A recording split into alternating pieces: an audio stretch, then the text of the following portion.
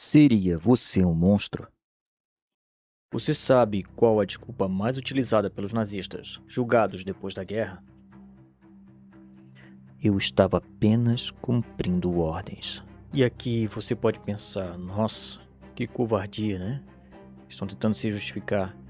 Mas eu vou falar algo que talvez te incomode, porque a pergunta certa não é se esses caras eram monstros, que obviamente eles eram. Mas a pergunta é, será que você teria feito diferente no lugar deles?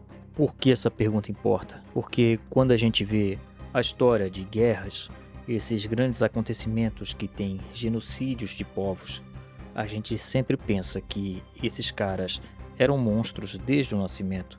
Tinha alguma coisa quebrado neles desde o berço. E a realidade é que é mais confortável assim.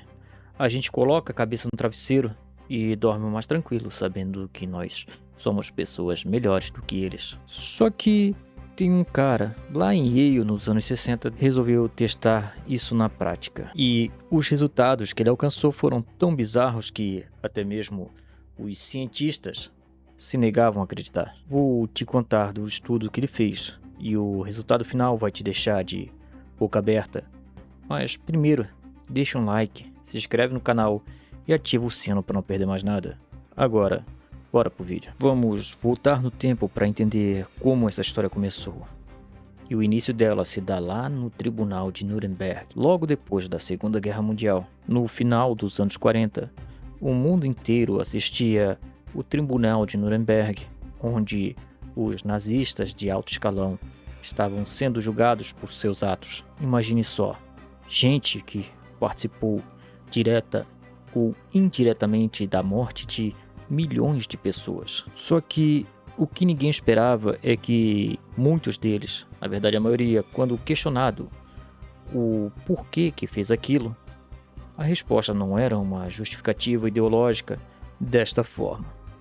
Eu não decidi nada, eu apenas cumpri ordens. E é óbvio que o mundo inteiro ficou revoltado com essas respostas, porque elas pareciam respostas de covardes que estavam doidos para tirar a responsabilidade de si e jogar em outro. Só que psicólogos e filósofos começaram a pensar coisas bem mais incômodas. E se aquilo não fosse simplesmente desculpa, será que existiria algo na cabeça do ser humano que empurraria ele para aquele tipo de obediência cega? E foi atrás da resposta para essa pergunta que um psicólogo foi até os porões de Yale a fim de descobrir a resposta. O experimento de Milgram. O nome dele era Stanley Milgram. O que ele fez, sinceramente, foi genial, mas que se demonstraria muito perturbador. Recrutando vários voluntários, gente como a gente, pessoas como professores, carpinteiros, contadores, pessoas do dia a dia, rotina. A desculpa para esse experimento, ele avisou essas pessoas comuns que eles iriam participar de um teste de memória. Para isso, iria ter ali um aluno e um professor que sabiam do teste. Apenas o voluntário queria assistenciar a que não sabia. E o objetivo ali era muito simples.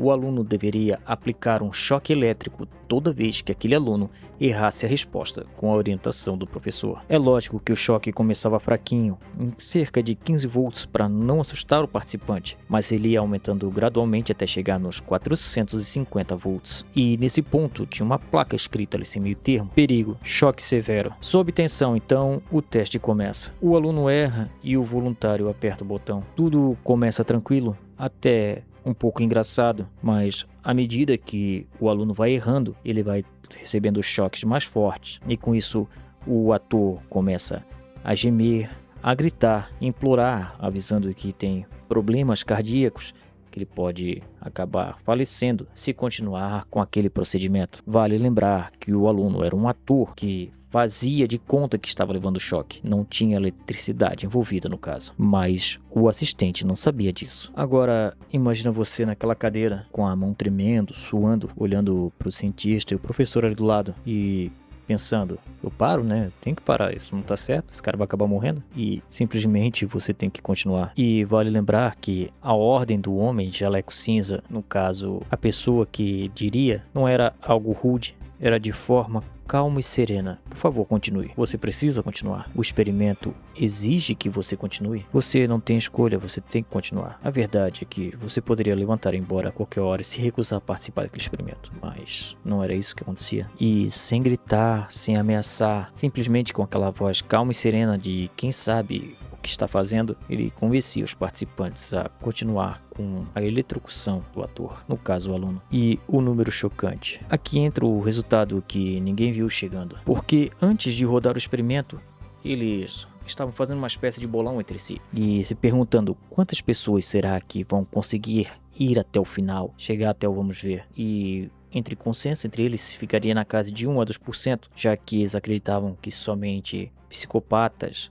ou pessoas de muito má índole seriam capazes de chegar até o extremo. Mas a realidade sempre surpreende e cerca de 65% das pessoas foram até as vias de fato, aplicando cargas de 450 volts, só porque tinha alguém dizendo para continuar. Gente comum que vai ao supermercado, que cruzaria com você na rua, apertou o botão de 450 volts para outro ser humano, mesmo achando que poderia estar matando outro ser humano do outro lado da parede. Só que isso é importante, esse experimento não desculpa o genocídio, ele não reduz a culpa individual de ninguém, ele não apaga a responsabilidade de cada um daqueles que cometeram esses atos. O que ele mostra aqui é outra coisa bem mais incômoda, que a autoridade, dependendo do contexto, pode influenciar muito mais que nós gostamos de admitir. E como o mal vira rotina, e isso nos leva para uma parte que parece ainda mais assustadora. O mal ele não começa com alguém acordando de manhã dizendo: